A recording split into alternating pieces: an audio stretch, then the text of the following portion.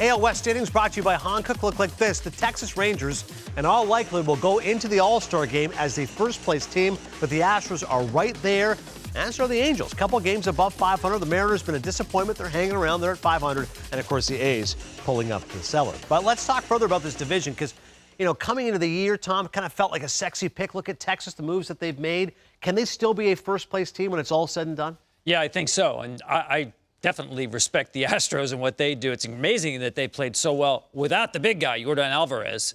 But I think it's credit to their farm system, guys stepping up. But Texas, to me, Yonder, I think they hold on to first place because I love their starting pitching, right? Their starting pitching, veteran guys, you don't worry about them in the second half of the season. They've all pitched 200 innings or close to it.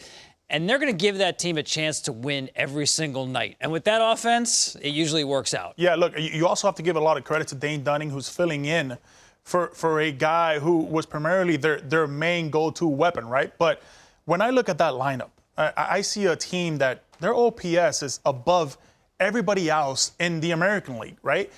I like what Texas is doing right now. I like what Houston is doing right now.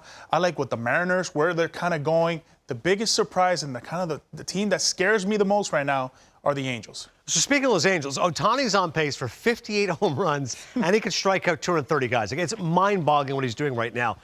Is there enough beyond Ohtani? That's my biggest concern for the Angels. Well, I think that's the biggest concern for everybody, right? And I think we would know this 2 weeks, after the All-Star break. I think that's going to be so crucial what happens. Look, they have the 5th hardest schedule right now coming up in the second half. If you're a GM, if you're thinking, hey, how can we take 2 steps back before we can start running and take 2 steps forward, I would think about the schedule right now. I guarantee you the players are also seeing the schedule, and they're seeing, man, we're up against a really, really tough task. Dodgers, Astros, Yankees. The Padres right now feels like, hey, they're kind of coming up right now, and they're playing a little better baseball. It's going to be very, very tough. I would think the Boston Red Sox in that wild card and the Yankees still have a little bit of say on what happens to the Angels. So the Angels have 29 of their next 39 against winning teams, right? And they're going to have to play those games, probably all of them, without Mike Trout. Correct. That's the downside. The upside is maybe Joe Adele pops here. You know, he had a great run in AAA. You've got Moniak in the lineup. They're getting Zach Neto back in a couple of weeks. Logan O'Hoppy's coming back in August. Those are all really young players with high ceilings. It's a lot to ask, don't get me wrong. But I think you have to be optimistic if you're the Angels that there is a path to at least stay in the race.